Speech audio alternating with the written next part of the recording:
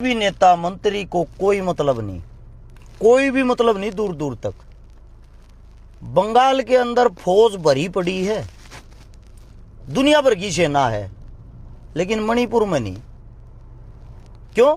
क्योंकि मणिपुर में वोटना चाहती चुनाव नहीं है। सारी सेना बंगाल में लगा रखी है। इनके लिए बंगाल जीतना बहुत जरूरी है। अगर बंगाल हार गई इस टाइम पर सरकार के उल्टे दिन शुरू हो जाएंगे। इस मारे यो देश चाहे सारा जल जाओ, चुनाव जीतना जरूरी है, जनता को बचाना नहीं। और चुनाव के हालात भी सुन लो भाई, पहले ही बता देता हूं। हमारा जो मतलब दिमाग, दिल और मन कह रहा है, अगर साफ सुथरे चुनाव हुए बिना किसी गड़बड़ के, 5 में से 5 राज्यों में चुनाव है, 4 जगह बीजेपी हारने लग रही है, 1 जगह वापिस से आ सकती है, बाकी चारों जगह बीजेपी हारने लग रही है। हरियाणा के अंदर चुनाव है, नगर निगम के 4 जगह, चारों जगह बीजेपी जीतने लग रही है। हरियाणा में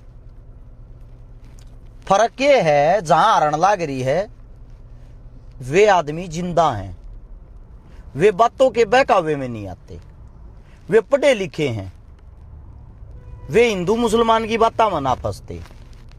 हरियाणा में चारों जगह बीजेपी जीतेगी। निगम के चुनाव में उनका कारण है, जो विपक्ष है, विपक्ष के पास कोई चेहरा ही नहीं।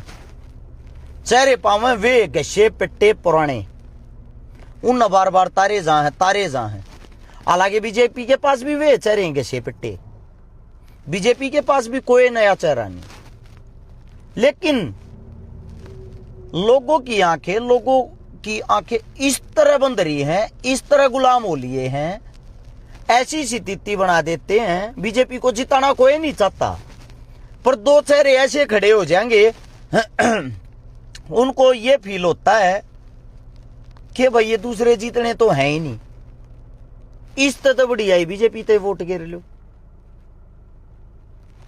कहने का तात्पर्य ये है, हमारे हरियाणा के अंदर किसान और व्यापारी जब तक एक नहीं होगा, आपस में समझौता नहीं करेगा, जब तक मिलकर लड़ाई नहीं लड़ेंगे, ये पार्टियां आप लोगों को ऐसे ही उल्लू का पट्टा बनाती रहेंगी। एक बात नोट कर लेना, किसी की कोई भी पार्टी हारने से किसी नेता को कोई फर्क नहीं पड़ता। कभी ऐसे सोचते हो फर्क पड़ता है? नेता वही चेहरे हैं आज तक, जब से देश आजाद होया है। उनके पोते आगे, उनके भतीजे